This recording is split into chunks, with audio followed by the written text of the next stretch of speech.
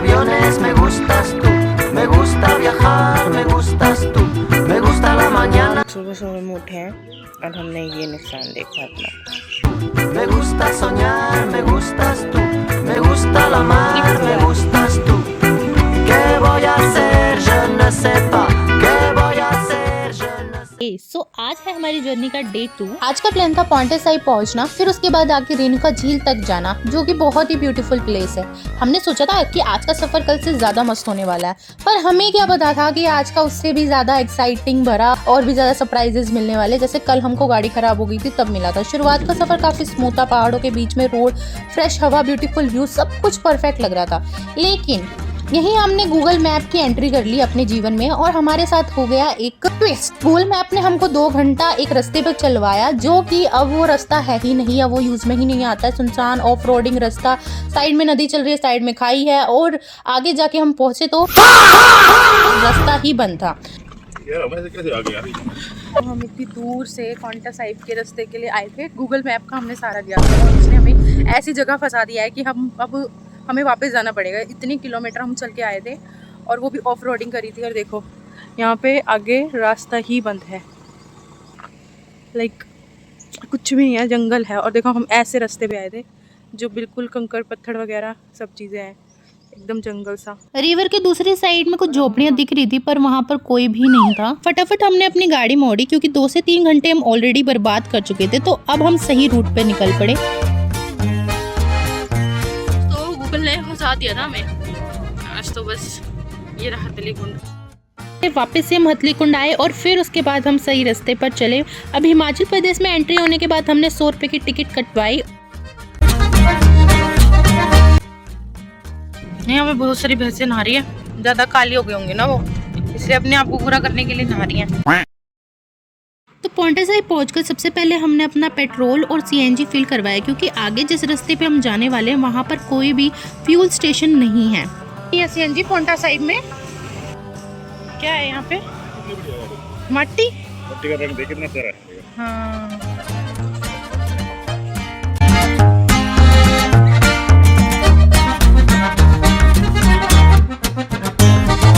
पॉन्टा साहिब पहुंचते ही हमारा स्वागत हुआ ठंडी ठंडी इस शरबत से, जो कि बहुत ही अच्छा लग रहा था। यहाँ पर लोग सेवा कर रहे थे क्योंकि गर्मी इतनी ज़्यादा पड़ रही है। फिर हम गुरुद्वारे में पहुंच गए।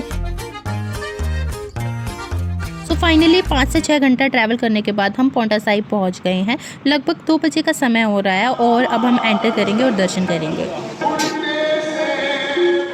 पानी में चल के फिर ऊपर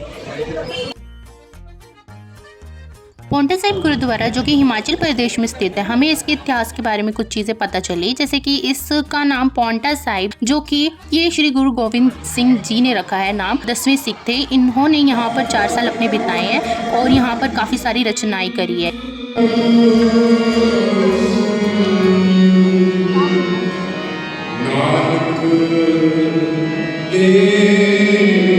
गुरु गोविंद सिंह के द्वारा युद्ध में इस्तेमाल करे गए हथियारों को ना यहाँ पर काफ़ी अच्छे से संजोकर रखा हुआ है, और हम भी इन सब चीज़ों को देख पा रहे हैं, तो मुझे बड़ी खुशी हो रही है। यहाँ पे काफ़ी लंबी लंबी तलवारें थी और काफ़ी सारे हथियार थे जो कि कभी उन्होंने अपने युद्ध के अंदर इस्तेमाल करेंगे। दर्शन करने के बाद हमने प्रसाद लिया। देसी घी में बना हुआ गरम गरम प्रसाद बहुत ही ज़्यादा स्वादिष्ट लग रहा था।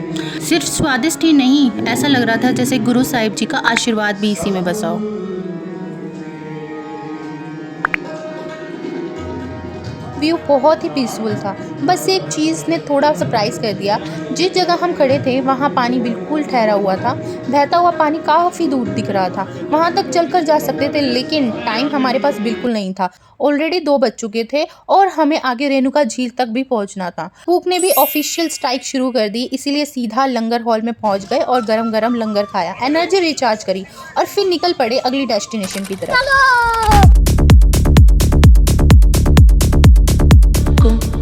I know I should sleep, but the voice is in my head.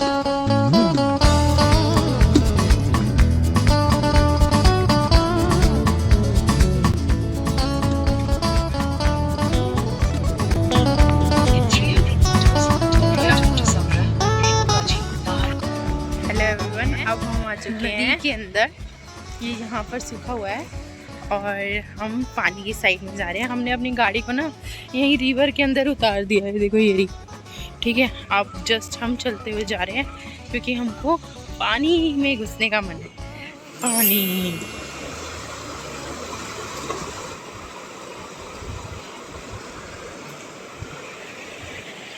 देखना साफ है, नहीं पानी है, साफ है पानी। दिख तो रहा है।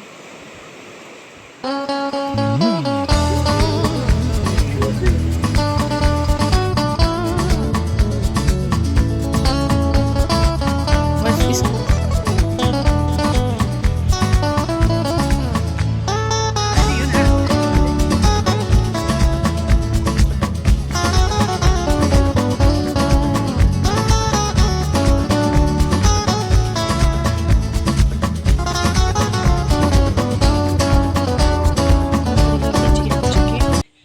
5 बजे हम रेणुका लेक पहुंच चुके थे, लेकिन अंदर एंट्री करने से पहले हमने डिसाइड किया कि हम ढूंढेंगे होटल जहां हम रूम लेकर अपना सामान रख सकते हैं और फिर वापस आके एक्सप्लोर कर सकते हैं। ये है रेणुका झील। हमने डिसाइड किया था कि हम जो रूम लेंगे वो लेक के पास ही लेंगे ताकि हम सुबह की मॉर्निंग व्यू भी इंजॉय कर सकें। लेकिन हम जहाँ भी पूछ रहे थे सब जगह पर एक ही जवाब मिल रहा था, रूम इज नॉट अवेलेबल। एक तो यहाँ होटल कम और दूसरा होटल्स के अंदर रूम भी कम। कितनी छोटी छोटी गायें हैं। तो हमको यहाँ बहुत प्रॉब्लम हो रही थी और टेंशन हो रही थी कि रूम हमको अवेलेबल होगा कहीं या नहीं होगा। अब हमने सब जगह पर इधर उधर सर्च किया लेकिन कहीं भी हमको रूम नहीं मिला। सो वी डिसाइड कि थोड़ा आउटसाइड एरिया में जाके रूम ढूंढते हैं और वहाँ पर लेते हैं। तो हम थोड़ा सा आउटसाइड गए और वहाँ हमें फॉर्चुनेटली रूम मिल ही गया और रूम को बुकड करके हम वापस से रेणुका लेक आ गए एंजॉय करने के लिए।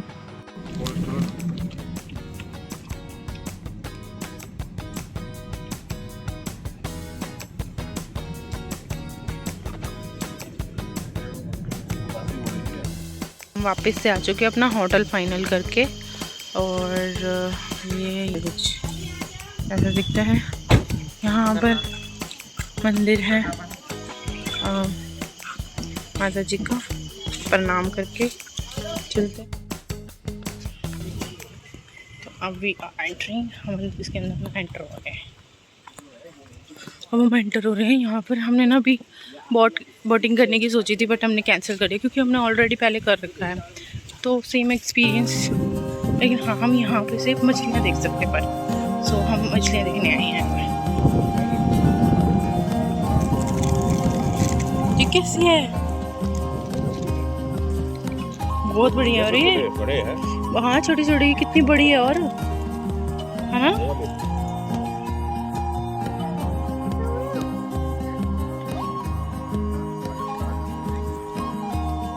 पता है इस जगह की खूबसूरत बात क्या थी? यहाँ की खामोशी।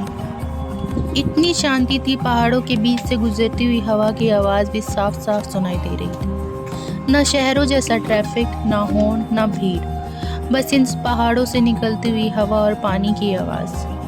और शायद इसीलिए हम सिर्फ इस जगह को देख नहीं रहे थे, जी रहे थे। कभी कभी लाइफ में कुछ पल ऐसे मिल जाते हैं जो कैमरे में रिकॉर्ड हो जाते हैं, लेकिन उससे भी गहरा उसका एहसास दिल में रिकॉर्ड हो जाता है। मुझे लगता है ये उन्हीं पलों में से है। पूरे दिन की भाग दौड़, जल्दी, थकान, सब कुछ जैसे यहाँ आकर रुक गया।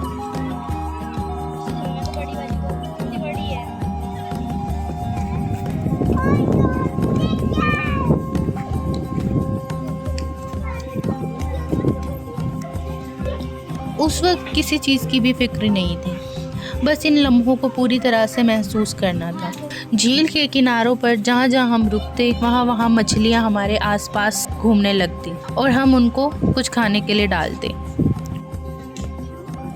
वाह, कितनी बड़ी है ये वाली तो। पानी की आवाज़, पानी के अंदर निकलते हुए बड़े बड़े पेड़, सामने से ऊंचे ऊंचे पहाड़ों की हरियाली, हर नज़ारा इतना सुकून दे रहा था आंखों को कि दिल भर ही नहीं रहा था। और शायद सालों बाद हम इस ट्रिप को याद करेंगे तो सबसे पहले यही लम्हे याद आएंगे। सिर्फ एक जगह नहीं थी, ये एक एहसास था जो हमेशा हमारे साथ रहेगा। सच कहूँ, कुछ जगह सिर्फ देखने के लिए नहीं होती, वो दिल में बसाने के लिए होती है। और ये लम्हे हमारे साथ ज़िंदगी भर रहेंगे और हमें ज़िंदा महसूस कराएंगे जब जब हम इन एहसासों को याद करेंगे।